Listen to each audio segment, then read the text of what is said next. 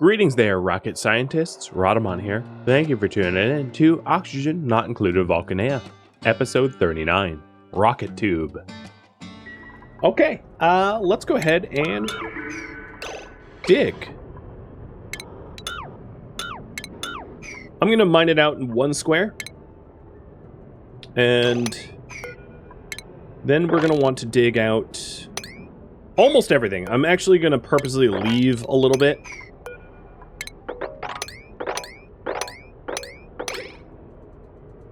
I'm purposely leaving a little to act as a barrier so that we don't get shot at by meteors.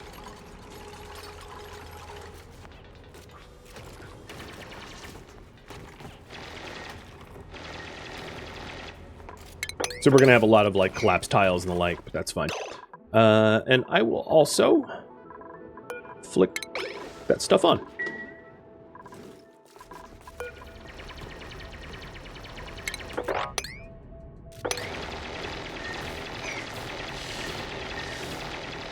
So we're not going to have much of a scan quality, because the space scanner is not going to have a line of sight on anything until we're done mining out.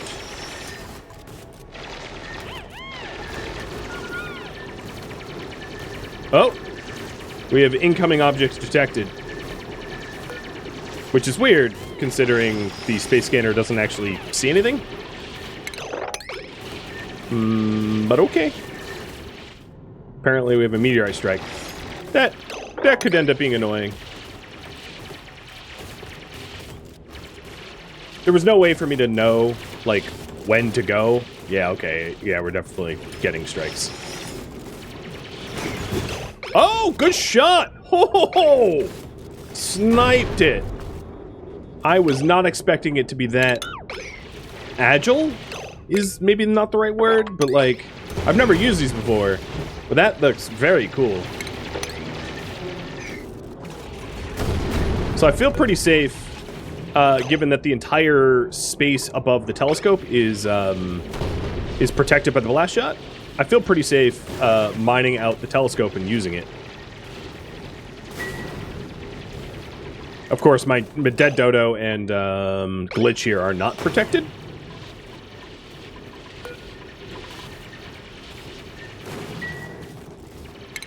Just cross your fingers, you know. The old-fashioned way. There we go. Now they're better protected. Pew, pew. Oh, wow. I was also wondering about its rate of fire. So I'm getting a little bit of information about that, because, again, I've never used this before. And apparently its rate of fire is pretty good. It is, I'm sure, soaking up a lot of power. Well, actually, it's not that bad. It's not nearly as bad as I thought it would be.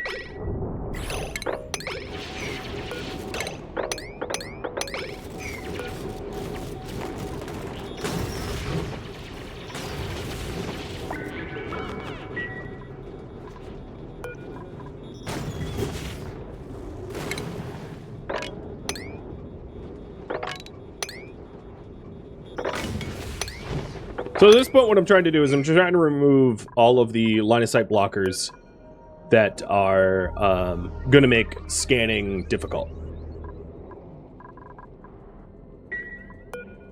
And pretty soon we'll have a telescope that will have a clear sight all the way up to space, and then we can start researching.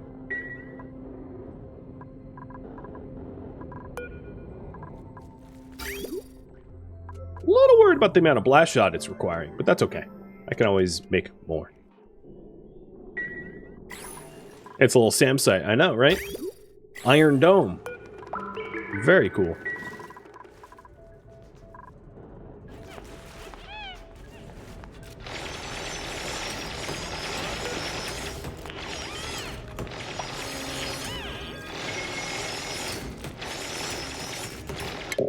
So here's the star map. And we're going to start analyzing the closest objects to us. There, Fang Face is going. Rocking the telescope.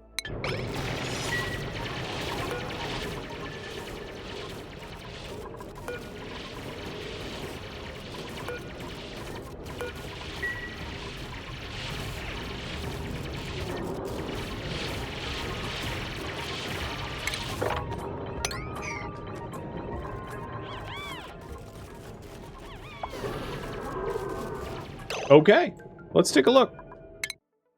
We've got a carbon asteroid, which has refined carbon, coal, diamond. It would be studyable for interstellar research. Likely has no artifacts. And we'll study the other one, too. The scanner here has no line-of-sight blockers. And I might want another scanner on the network. So what I could try to do is actually move this scanner, like...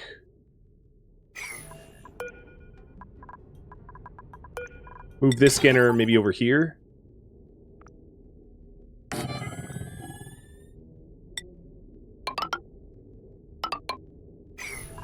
And then set up a second scanner on the right, kind of near where the telescope is.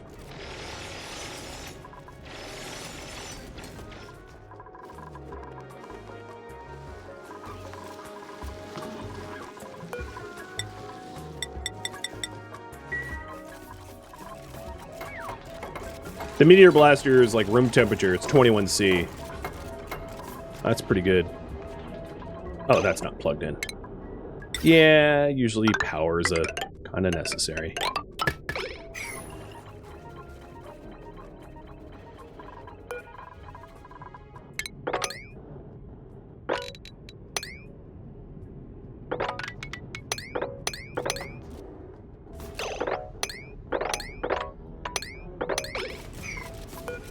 Okay, and another carbon asteroid, and we'll observe the ones slightly further out, just to give me something to do with Think Face.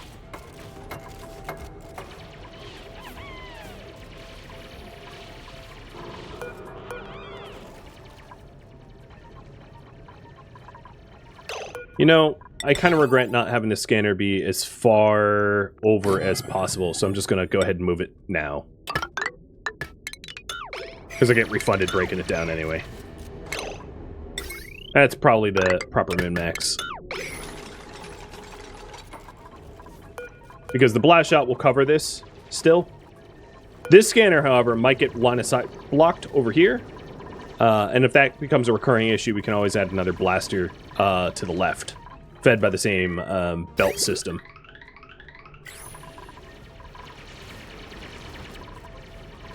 The steam room is going to be up at the top.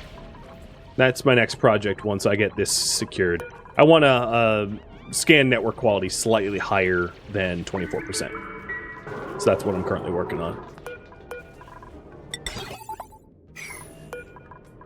So then this here, this blast shotter will cover...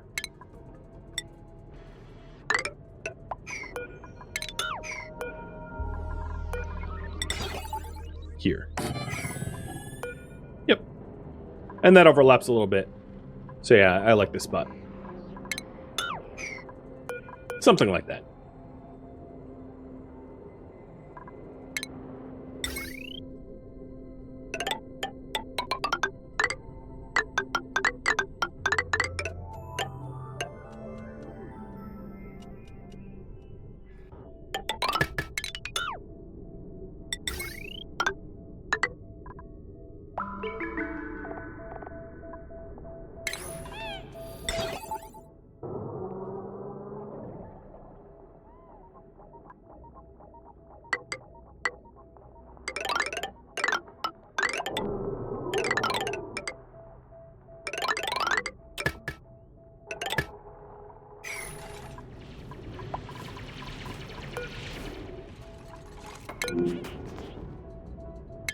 Okay.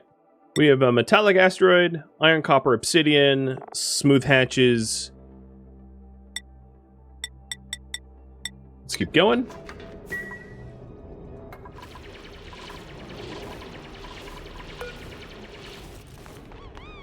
We almost have the line of sight blockers for these space scanners mined out.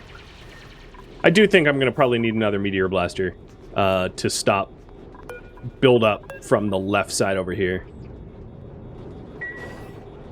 We'll see how much it affects scan quality. Time will tell.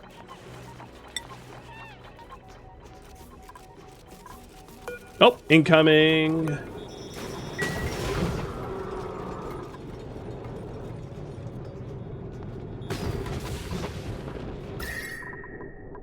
So the other thing I want to check is, oh, blastshot low. How is it low? You're being belt fed.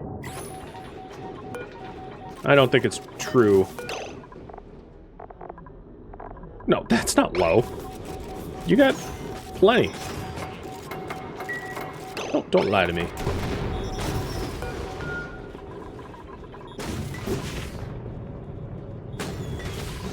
I do have 2 sets of automation wires. I'm going to be getting rid of the legacy one. Using only the new one.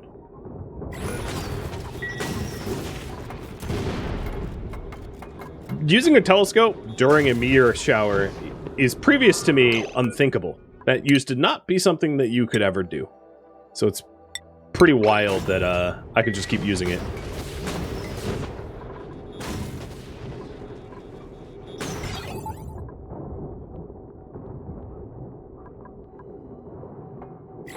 And I just can keep building in this area.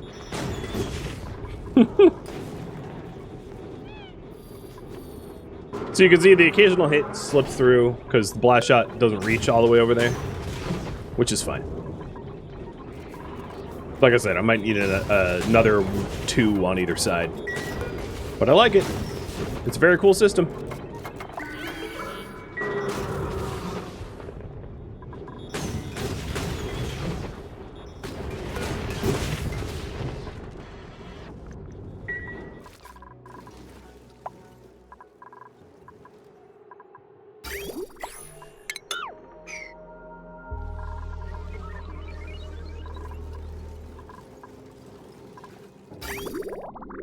Okay. Yeah, the coolant's working quite well. If anything, I'm going to worry about the minimum temperature of this blast shot thing, not the maximum temperature. I don't care.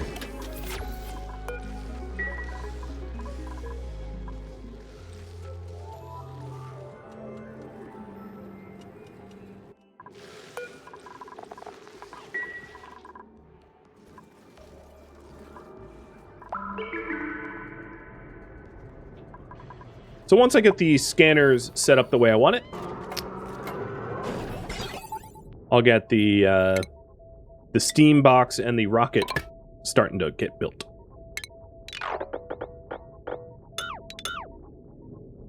So I guess this is the new 9s. Get that done first. Yeah, the benefit to this approach is 100% uptime. It does, of course, cost recurring... you know, it has a recurring metal cost, whereas the bunker tiles don't once the system's built. But, you know, whatever.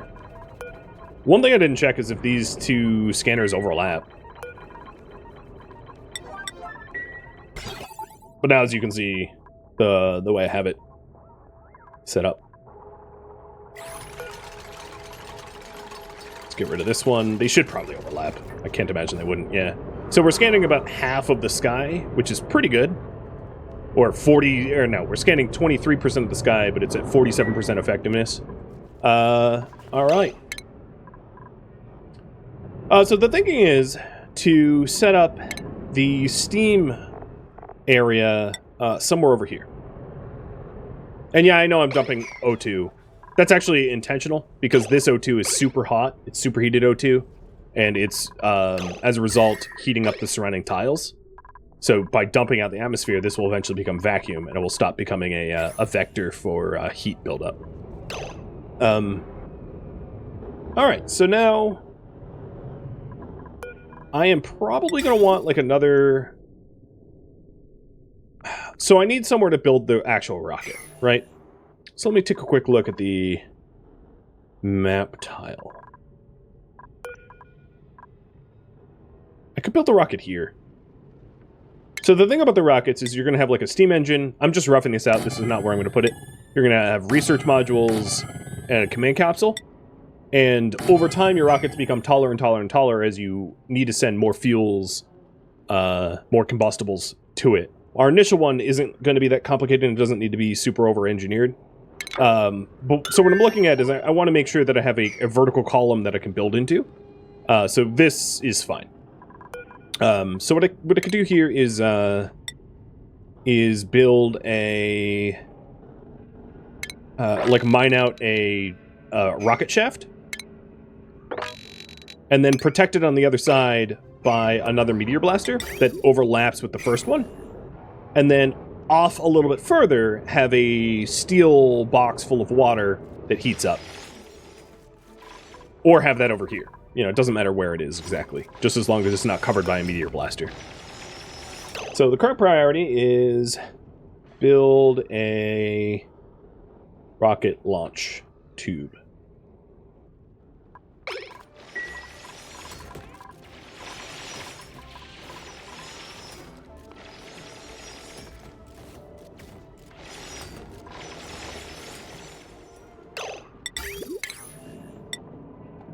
I probably don't even need it this wide. I'm going to be building it like bare minimum.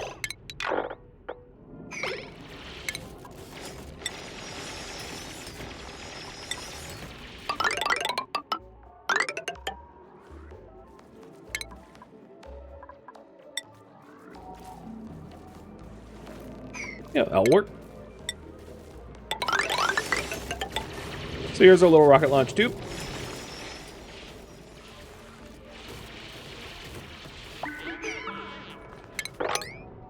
So I need to dig that out and then set up a meteor blaster on the other side of this, which covers the tube itself, because the tube will we don't want it to get struck. So I could actually just do a meteor blaster like here instead, but it will need to be belt fed. The same way our first one was, with conveyor belts. And these conveyor rails... Well, you know what? I could actually do, like, a blaster here. And then a blaster here... No, I can't. I need to move the telescope. That's okay, I'll move the telescope.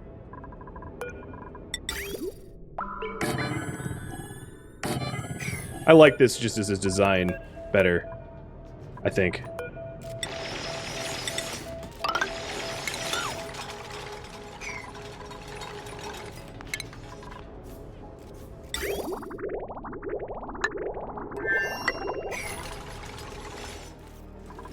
So let's stop flowing the coolant so that I can rework the coolant line.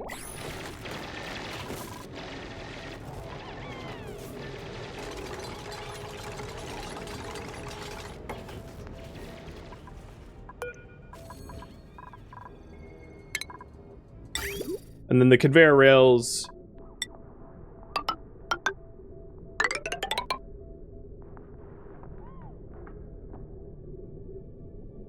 can split from here.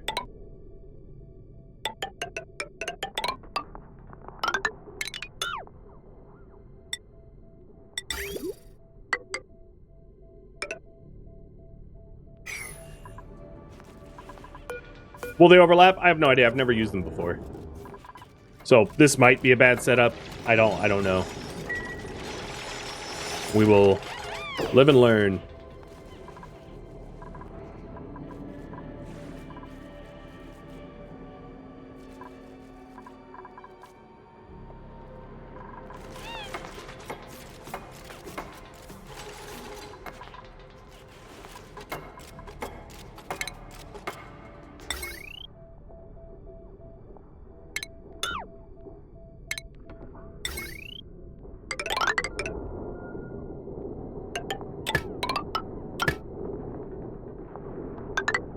And I'm just, as I'm doing this, I'm just cleaning up some of the cabling, because it's kind of all over the place.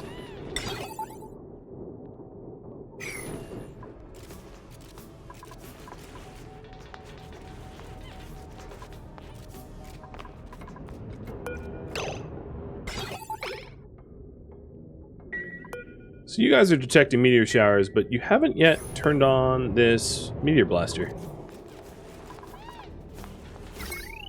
Even though it's powered and everything. I don't know. Maybe it's not. Oh, there it goes. Let's count how many times it shoots so I can get an understanding of, like, you know, start to collect anecdotal evidence of, like, how many shots I need per meteor cycle. So that's the third shot, 4. We're not going to count that. 5, 6, 7, 8, 9.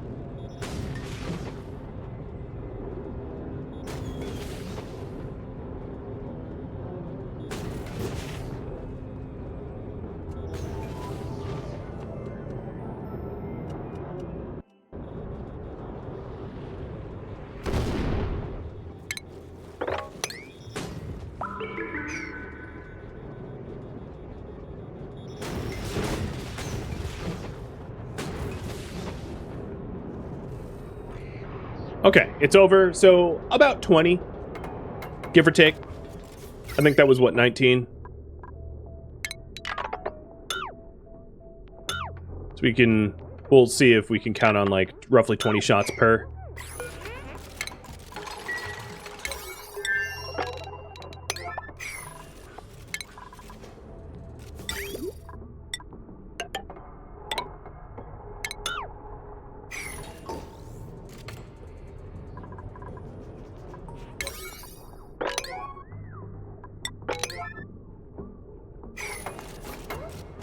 Now, there's usually a little bit of a window between follow-up shots, or follow-up meteor strikes.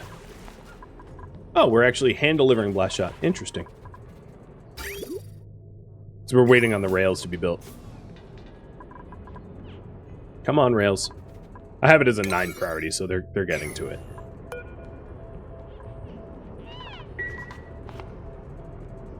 Maybe.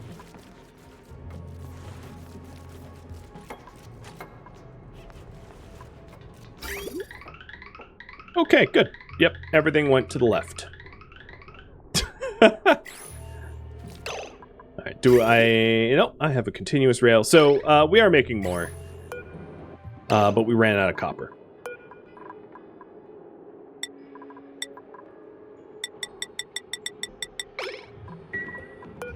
Which is fine. I'll just refine some more.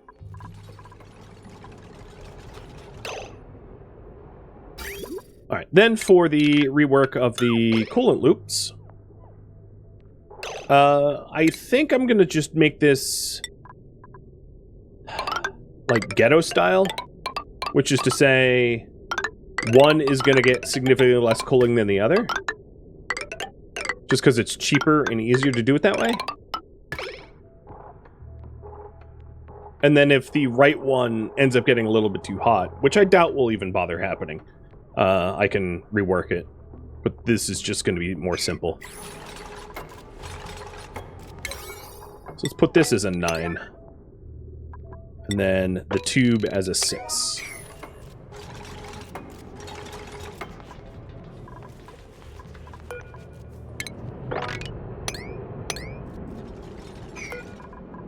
So hypothetically, I guess it could, the Regolith could build up and block a tiny section of the space scanner, or a tiny section of the space scanner, but for the most part, the space scanners are going to have unobstructed views of the space of space, so that should be functional. And we can also stick a telescope back in here.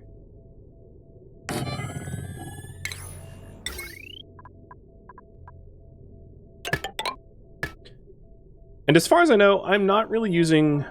No, I'm using both lines. Okay, I'll keep them plugged in.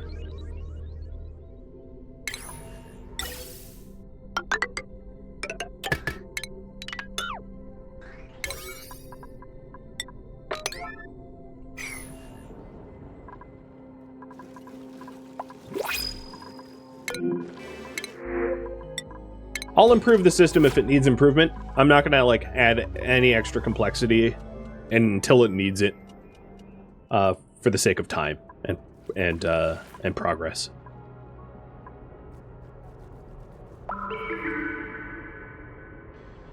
If y'all want to see space, don't over you know, no over complexities, or space shall not be got.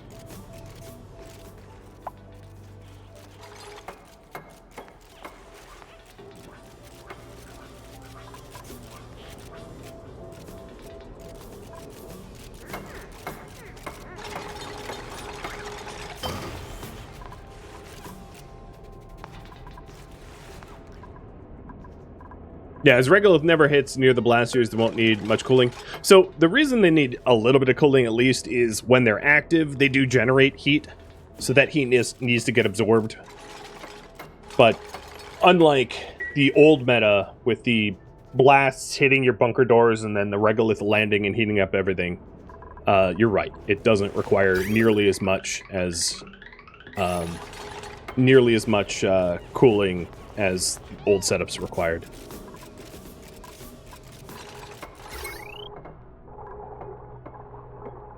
Seems they made it a lot easier, in other words. Just fine by me, because it was overcomplicated before.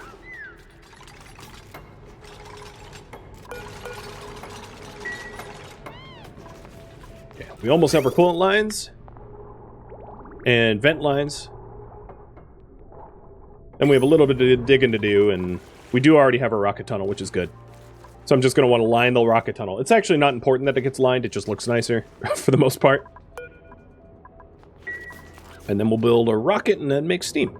And it'll be pretty easy to make steam, because I can make steam right over here. Because this will still get struck.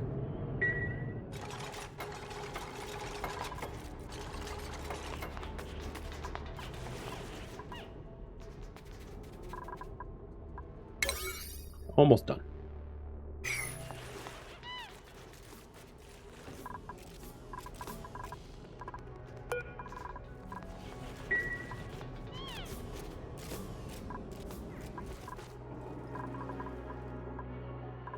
Man, we used up all of that igneous.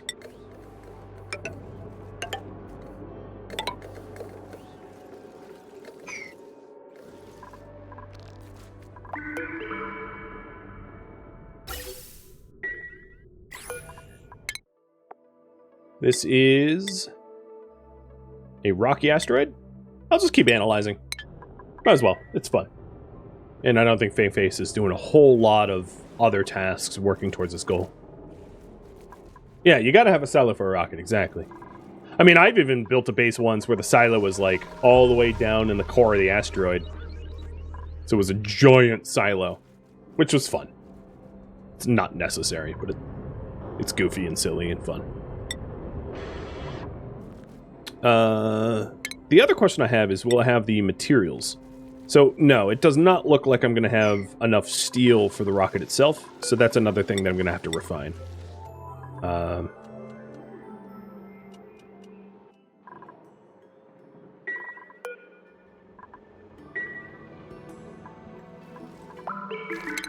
I'm going to need a lot of steel for...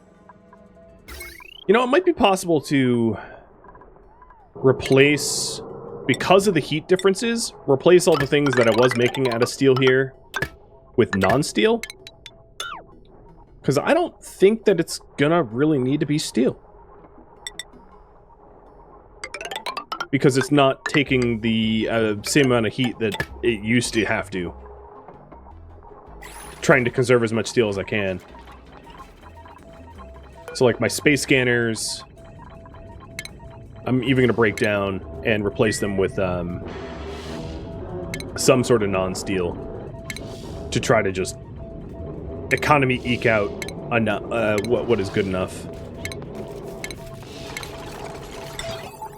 These can probably just be lead, I'd imagine.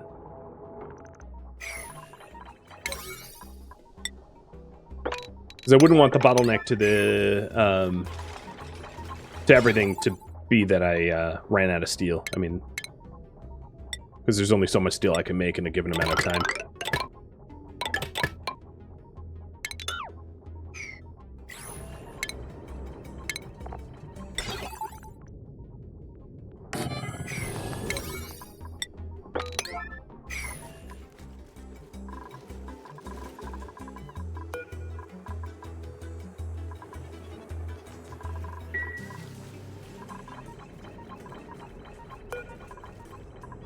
And then after the next strike, I might even switch the blasters off to non-steel.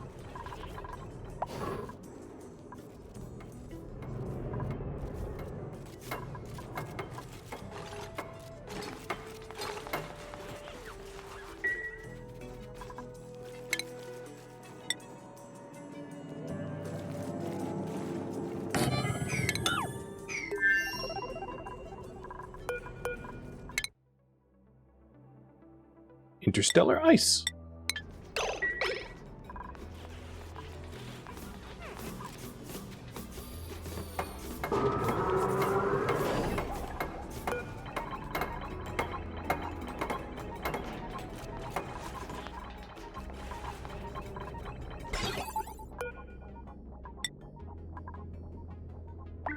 Because, yeah, the current temperature of this is like 37°C, and the overheat temperature is 327°C. It doesn't seem all that likely that it's going to, like, melt all of a sudden, especially considering that there's really nothing adding heat to this system anymore. The coolant loop is done, so we might as well start running the coolants.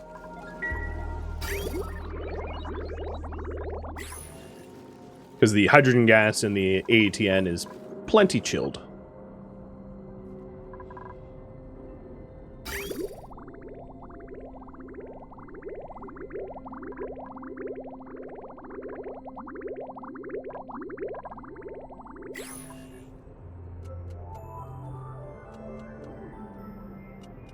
Well, this is pretty messy, little space dock, but it works. Okay, yeah, this coolant is still -6°C after going through the conduction. I think it's fine. I don't think that will be an issue.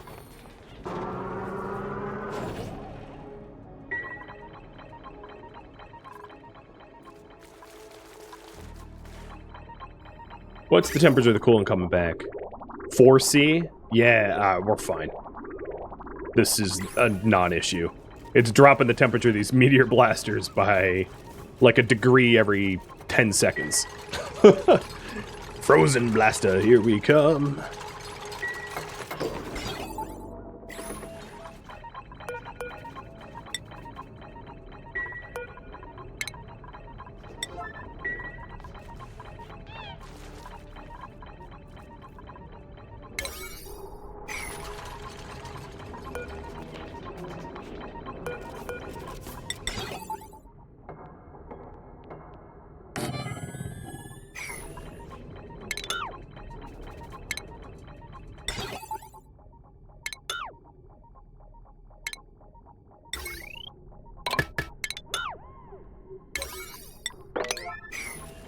So, I went a little overboard with the amount of steel that I was using, and now I'm trying to reel it back to regain some steel so that I can actually build the damn rocket. At least the rocket's mostly reusable. It's, you know, as long as it comes back, right? It's not a one-way trip. So, okay, yeah, here is Dragon Marked refining some more copper for our blast shot. Good.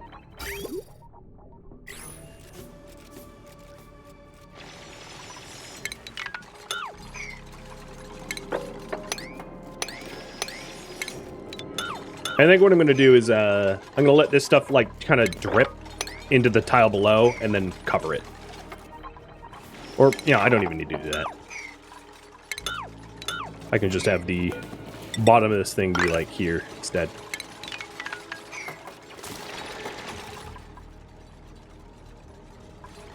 Makes sense that I leave problems for future self? Yeah. Also, and I've said this a lot, but it's also one of those things where if you are constantly over-engineering everything, you will get very little done.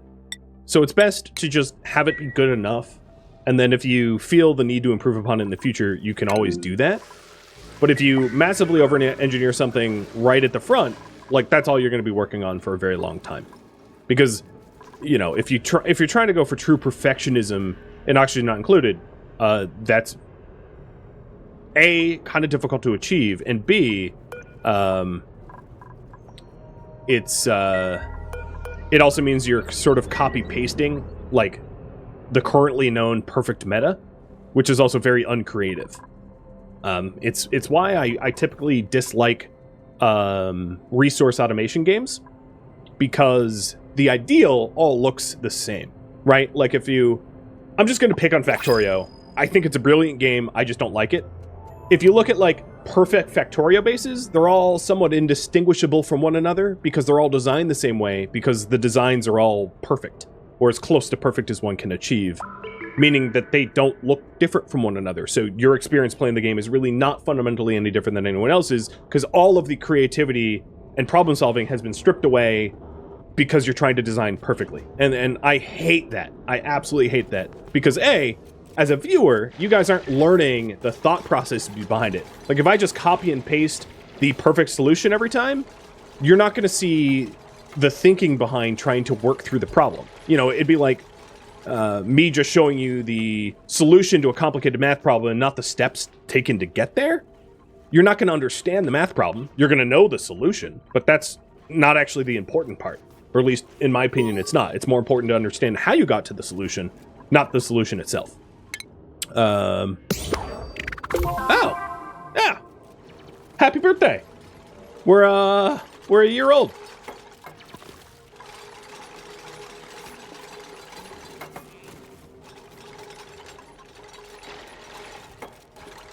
But yeah, so you'll typically see me often build non-meta, and that's true of like almost every game I play. Even like a game like RimWorld, there are ways that I could perfect my like RimWorld colonies, but I actively choose not to because if I always did that, all of my colonies would look the same to one another, and therefore be boring as far as I'm concerned. So it's one of the reasons why I'll constantly just be like, oh, it's a problem for future me, or no, I'm not going to build it to the meta, or something like that, because there's real consequences of building perfect all the time, and they're not good consequences in my opinion. What is going on with this, like, copper to copper, or copper ore to copper? Oh, because you're just blast shotting. How much blast shot do we have? Yeah, you know what, we have a pretty good amount of blast shot, like, queued up in the pipe, but I'll let you make a bit more.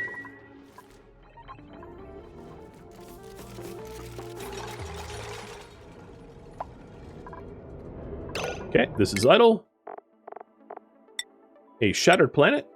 And as you can see, these planets are these directions up here. Each one has its own like research. So it's like 250 research for getting up there. And then something that's interesting is you can eventually get things that are not found on your planet, like grassy moos at this organic mass. Grassy moos is a type of animal that you are, and the gas grass seeds, you know, are never going to be found on your home biomes. So you can unlock new materials, new space age materials as well from space. So even the first ones we go to, these question marks are going to be something that I've never discovered yet. I mean, I know what they are, but I'll have you guys discover it. Oh, guess we're cracking some more pip eggs. Sorry, pippies. I've been cracking a lot of pip eggs. Keeps us fed.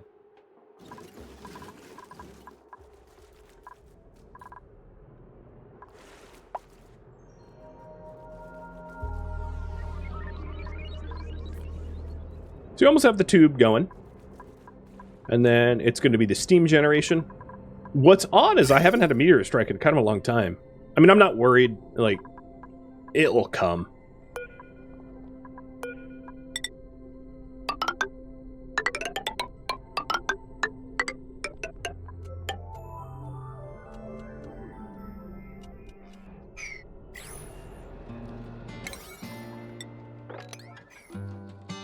Thank you for tuning in to Oxygen Not Included Volcanea, which originally streamed live on Twitch, July 27th. If you have any feedback or questions for me, let me know in the comments below, but please keep in mind that this series has since ended, so changes cannot be made at this time. If you would like to catch a live stream of mine, Rhadamant.com or the description of this video have a link to Twitch, and also my schedule and countdown timers to upcoming streams. If you'd like to join my gaming community on Discord, it has a link there too.